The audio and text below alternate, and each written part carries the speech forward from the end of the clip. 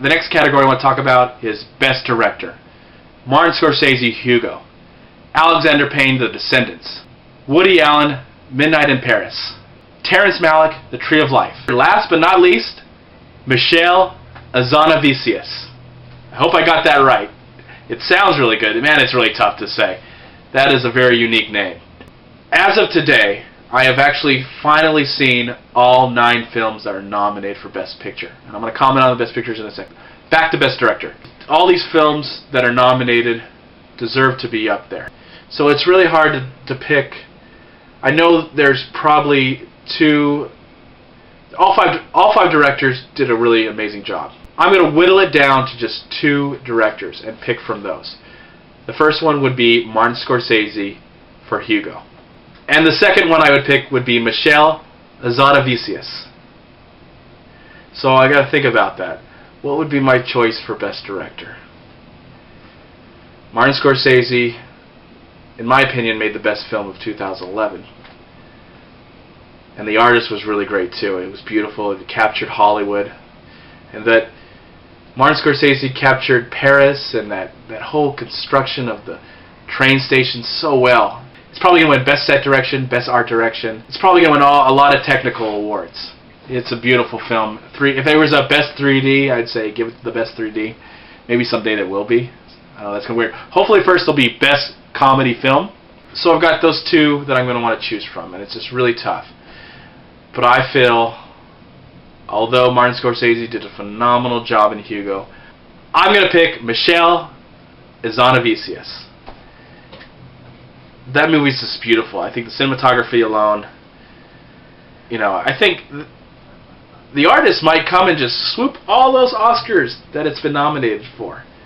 The main ones, the technical ones, the screenplay, the direction. Before I bring up the last category, which is Best Picture of the Year, the Academy changed the number of films that they were going to vote for. For a while we had 5, and then in 2009 we had 10, and then in 2010 we had 10, and then they wanted to change it again and say we're going to have either 5 or 10. So it'll be anywhere between 5 or 10. So they had the opportunity from a long range of films to pick 10 great films. What did they do? As we all know, in the film-loving community, they went with 9. And in that chance to pick 10 films, they missed out on Super 8 and Drive and The Girl with the Dragon Tattoo, which I think clearly could have fit in that number 10. And even Bridesmaids, surprise us and put a comedy in there, a really bona fide comedy. Now this year there are some comedies, not as broad and over the top as Bridesmaids. So they went with 9 when they clearly could have put 1 more in there, or got rid of one of them and put 2 more in there. So here are the 9 films that are nominated, and I'm going to try not to give too much opinion because I know this video is going to be long enough, but hopefully it's not going to be longer than 10 minutes. I hope. But the movies that are nominated for the 2011 Academy Awards are The Artist, The Descendants, Hugo, The Tree of Life, Midnight in Paris, War Horse, The Help, Moneyball, and for some reason, I don't know why, but Incredibly Loud and Extremely Close is nominated for Best Picture. I like the movie, and I'm happy that Max von Sydow is nominated, but why is this movie even here? I don't know.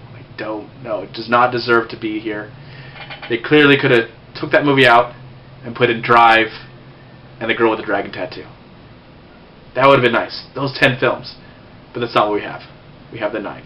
As I said before, at the time that I'm making this video, and the Oscars are just days away, I have finally seen all 9 films. And out of those 9 films that I've seen, it's probably pretty obvious the movie that I would actually choose if I had the chance to be an Academy member and vote. And that film would be Hugo.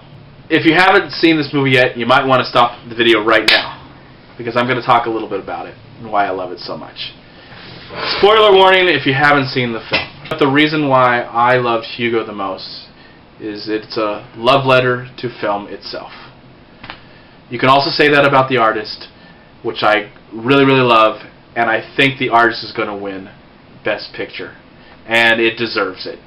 But if I had a chance to vote, I would pick Hugo. There wasn't another movie this year that tugged at my heart so much.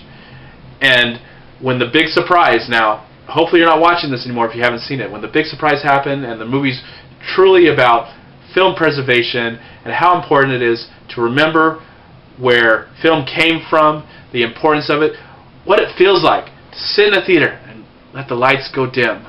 Wish I could have that. I wish I had the special effects to have the lights go dim. And then the screen lights up and just your dreams and your fantasies come to life. That's why I love movies in the first place. That's where I want to go with my channel. Not only talk about the movies that are coming out right now, but share my thoughts and opinions about the movies that I've seen since I can remember. Those are my picks for the top 6 nominations of the Oscars. Let me know what you think. I want to see what you think will win, what you would vote for. If you agree with me, if you don't, comment below and let me know. That was cheesy.